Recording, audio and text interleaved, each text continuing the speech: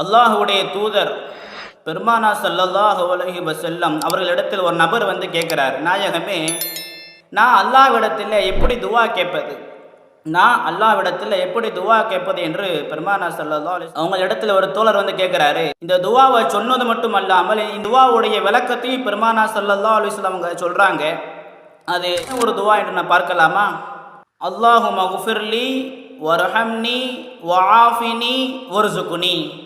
4 வார்த்தை. இந்த ஒரு துவாவுடைய அர்த்தம் என்ன?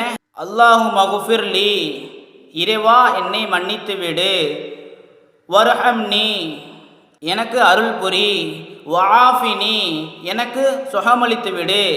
வர்சுக்னி, எனக்கு ரிஸ்கே வழங்கு. அவ்வளோதான்.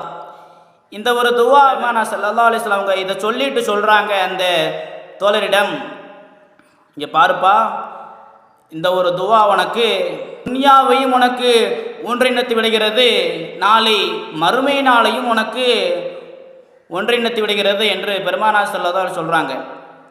இந்த ஒரு துவானால உனக்கு துனியாவில் கிடைக்க வேண்டிய எல்லாமும் உனக்கு கிடைச்சிருது, மறுமை நாள் உனக்கு தேவையானது எல்லாமே உனக்கு கிடைச்சிருது என்று பெருமானா ஸல்லல்லாஹு அலைஹி வஸல்லம் அவங்க சொல்கிறாங்க.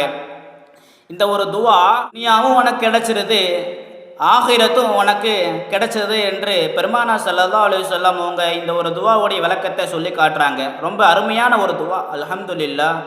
இன்ஷா அல்லாஹ் இந்த ஒரு துவாவை அல்லாஹ்விடத்தில் அதிகமாக கேளுங்க. நம்மளுடைய அனைத்து தேவைகளையும் அல்லாஹு தஆலா கபூல் செய்வானாக. அஸ்ஸலாமு அலைக்கும் வரஹ்மத்துல்லாஹி வபரகாத்துஹு.